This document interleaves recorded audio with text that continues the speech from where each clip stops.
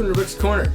I've been getting a lot of emails from a lot of guys out there that are in their 40s, 50s, 60s, even 70s, who actually quite a few emails from people who want to know, how do you train later in age? How do you get back in shape once you've been in the gym and you've laid off for a few years, maybe even 10 years, 20 years, and you want to get back into it?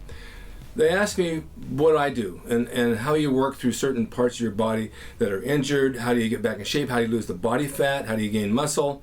What's entailed? And you know, I feel bad for a lot because you really don't know, and I know you don't know because it's difficult if you've been off for a long time. You know, when you take a day off from the gym, that's one thing. You take 2 days off, that's another thing.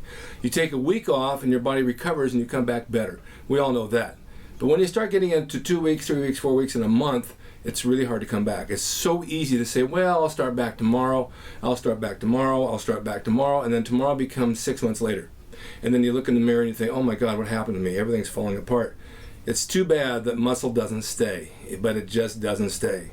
However, we do have muscle memory, and muscle memory does come back. I had a friend in the gym who had shoulder surgery, and he lost, I don't know, maybe 25 pounds. He was just like really skinny. He came back and he couldn't move his arm too much. He couldn't move it. Actually, I think he tore a bicep actually.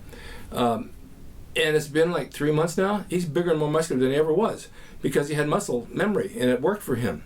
All right, you older guys, for example, you're probably 45, 50, which is not old, not by my standards. And then let's say 55, 60, and let's say even 65, 70. All right, you want to get to the gym. You've worked out in the past, you know a little bit about it. You might have been in good shape at one time, but it's just kind of fallen apart.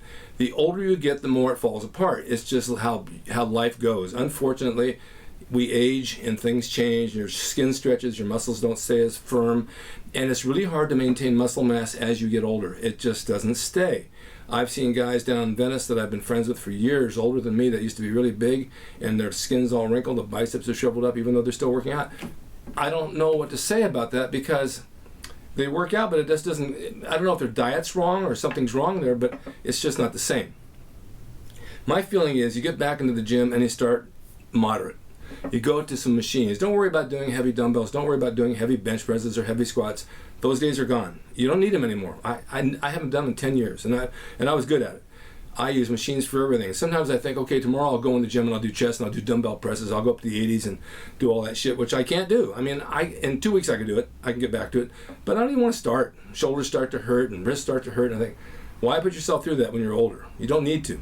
There are machines today in gyms that we never had 30, 40 years ago that work your body parts just as well as free weights.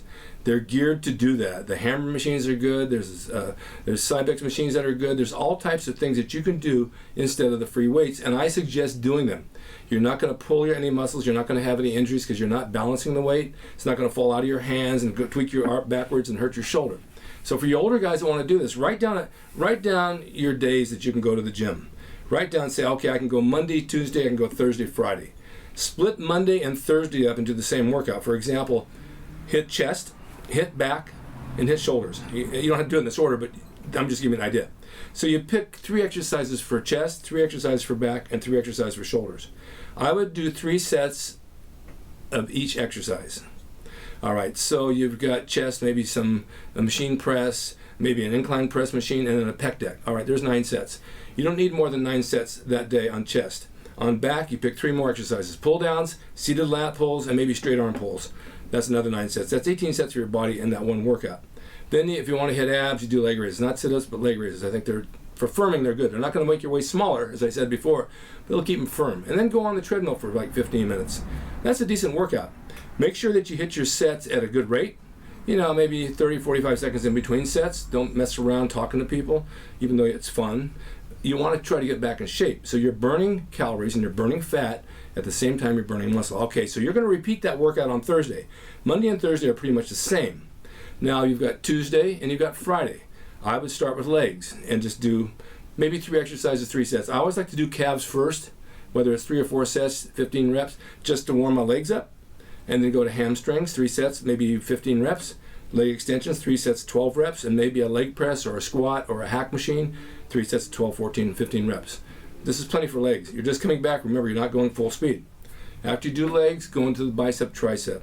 You don't need more than 2 exercises for bicep and 2 for tricep. It's not a big muscle. You've worked it with chest and back. You're going to work it by itself. So you maybe take dumbbell curls, 3 sets of maybe 12 reps, And barbell curls, 3 sets of 12 reps. Or you can go to a preacher with a cable, 3 sets of 12 reps. Anything that you feel works for you. Now, everything for everybody is not the same. You can take a straight bar and curl, and you might get good effects at it. Or you can take an easy curl bar and curl. I used to do the straight bar, but it hurts my wrist really bad, and it might hurt yours. So I use the easy curl bar. Or I use dumbbells where my wrist turns slightly. All right, then you go to triceps. You can do tricep pushdowns, 3 sets of 15 reps, maybe tricep kickbacks, 3 sets of 12 reps. And then maybe just some push-aways on the bar just to get a little pump after that. And then you do your abs, and you don't have to do the treadmill, but you can do a bike or something for 10 minutes. That's legs and that's arms. So then you've got Wednesday off, and you start Thursday, Friday, same as Monday, Tuesday. Now this is a good place to start if you're 45, 50, 60 years old or older, and you take it easy. Don't go heavy. Use a moderate weight that you can work with. Don't kill yourself on reps. Don't kill yourself on weight. Give it 6 weeks until you start to feel comfortable and you start to get back in the groove and things start to flow easier. Then you can increase the weight after 3 weeks. You can increase it after 4 weeks. But you're not going to go all out to maximum potential of just like straining the last rep. There's no need to. I'd say this is a good way for you older guys to get back in shape, little by little by little. Now we get down to the eating. That's the hardest part. It's so hard for everybody to eat right. People ask me when I eat, aren't you bored with what you eat? Yes, I'm very bored with what I eat, but it works. I have my egg whites and my oatmeal for breakfast, maybe a piece of bagel with peanut butter. I take a protein drink after I train with a little bit of Waxamaze, which is like a complex carb. Lunch today was a tuna omelet with cottage cheese and a bran muffin. There you go, protein again, low carb. I'll have a protein drink now. It's mid-afternoon. Tonight I'll probably have some sort of a chicken and a salad and a veggie or a steak. And then maybe at bedtime I'll have some fiber with a scoop of protein. That's not a lot of food. But at my age, it works, and it keeps me leaner and harder. I don't care about being huge. I don't care about being the biggest guy in the gym. Been there, done that. So I want to stay in shape. So if you do this every day and you plan it out and take each meal at a time, you'll be able to follow it better than saying, oh, I got to watch my diet for the next 3 weeks. That's murder. You can't do it. It's almost like a poison. You want to watch your diet. You just want to eat right. I'd say for you older guys, try this. I think it works. It works for me. I switch my workout around every time I go in because you get to the point when you're training for a long period of time, your body gets used to everything you do. It just gets used to it, and you don't feel it anymore. It's the same curls, switch them around. I did a show on this, and coming out of a place where you don't want to make changes in your life, make them. Changes are good. So if you make a change in your workout, you're going to get good results. And I think that's pretty much it. I also want to add, because I had done on myprotein.com a little talk out here about their product. Now, a lot of you guys, not a lot of you, I said 2 guys out of everybody, said I sold out. I sold out to a sponsor. I sold out. I didn't sell out to anybody. I try different products. Yes, they give me free products. Yes, I try them. If I think they're good, I will definitely give them a plug. I'll definitely push them because I like what they do. Now, what athlete in basketball, football, boxing, baseball doesn't have a sponsor like Nike or one of those Converse or one of those companies that sponsors them or sports drinks? Of course they do. That's just how they make their living. And this is what you're going to put them down for trying to make a living out of sponsors. Who knows them? Well, I get the same thing. I get sponsors who want to run with me because people know me. And they think, okay, Rick knows people. If he likes our product, he'll say a word about it. And that's exactly what I'm doing. I have to make a living too. I have bills to pay. I have kids and I have 4 grandkids and people need to eat. So at my age, I do what I can do, and my show is part of what I do. So don't sit there and say I sold out. I didn't sell out to anybody. I'm giving you guys information. Take it or leave it. And if you don't like it, you don't have to watch. It doesn't matter to me either way. I'm just giving the good people out there information they want to know. So you older guys, think what I said, follow it, let me know how you like it, give me an email, shoot me, let me know what it says for you and how it works for you, and we'll go from there. All right, thanks for watching Rick's Corner. I'll send you more stuff next time. Tony Pearson's coming on Labor Day. Doug Brignoli's coming back next week. I've got Pete Koch from Heartbreak Ribs with Clint Eastwood coming back. Chris Bell, maybe his brother Mark. I'm working hard to getting everybody. It's not easy to get people away to come on, but I'm working on it. Thanks again for watching Rick's Corner, and see you next time.